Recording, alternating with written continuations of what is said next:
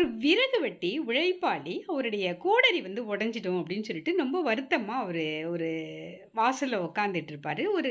அது ஒரு காடு மாரி ஒரு பகுதி. விறகு வெட்ட முடியலையே அப்படின்னு சொல்லிட்டு வருத்தமா உட்காந்துருக்கக்குள்ள, ஒரு கார்லேருந்து ஒரு ஃபேமிலி வந்து அங்க வேடிக்கை பார்த்துட்டு இருப்பாங்க, அந்த காட்ட ரசிச்சுட்டு. அப்போ அந்த விளையாண்டுட்டு இருந்த அந்த பையனுடைய ட்ட வந்து ஒரு பாம்பு வந்து அத கடிக்க பார்க்கும்.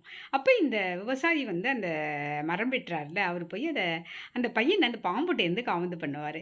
உடனே அந்த குடும்பத்தில உள்ள அவங்க பையனுடைய அப்பா வந்து ரொம்ப சந்தோஷத்துல அந்த விறகு வெட்டுறவர்ட்ட வந்து ரொம்ப சந்தோஷமா இருக்கு. எனக்கு குழந்தைய காவந்து பண்ணி குடுத்துட்டீங்க அப்படின்னு சொல்லிட்டு, எங்கள்ட்ட இப்ப இருக்குன்னு சொல்லிட்டு ஒரு ஒரு பெரிய மோதிரம், ஒரு பவுன்கிட்ட இருக்கும். அத கழட்டி இவங்க அன்பளிப்பா குடுப்பாரு.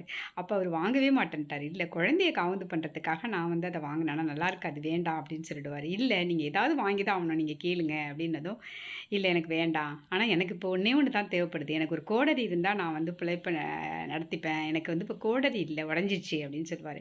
சரி நீங்க ஏன் இந்த மோதிரத்த வாங்கிக்கலாம்ல. அத வித்துட்டு கூட நீங்க கோடரி வாங்கிக்கலாமே. ஏன் நீங்க மோதிரம் வாங்க மாட்டேங்கிறீங்க பாரு. இல்ல நீங்க நினைவா குடுக்குற அந்த மோதிரத்த நான் விக்க விரும்ப மாட்டேன். ஆனா எனக்கு கோடரியா குடுத்தீங்கன்னா, அது எனக்கு யூஸ்ஃபுல்லா இருக்கும் அப்படின்னு சொல்லுவாரு.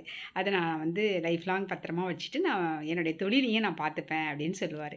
உடனே அவருக்கு ரொம்ப அந்த பையனுடைய அப்பாவுக்கு ரொம்ப சந்தோஷமாயிடும். அவருக்கு ஒரு அருகில அவரையும் அந்த வண்டியில ஏத்திட்டு போய் ஒரு நல்ல கோடரி வாங்கிட்டு வந்து குடுத்துட்டு, அந்த மோதிரத்தையும் அவர்ட்ட குடுத்துருவாரு.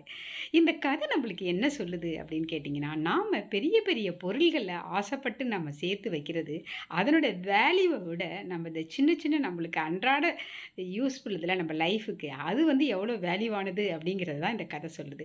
ஆக ஒரு பொருள நம்ம வாங்கி அத யூஸே இல்லாம வச்சுக்கிட்டு இருக்கிறத விட, அந்த யூஸ் பண்ண பொருள் நம்மளுக்கு உழைப்பு குடுத்து, அது மேல மேல நம்ம முன்னேறத்துக்கு உதவுங்கிறது இந்த கதை சொல்லுது.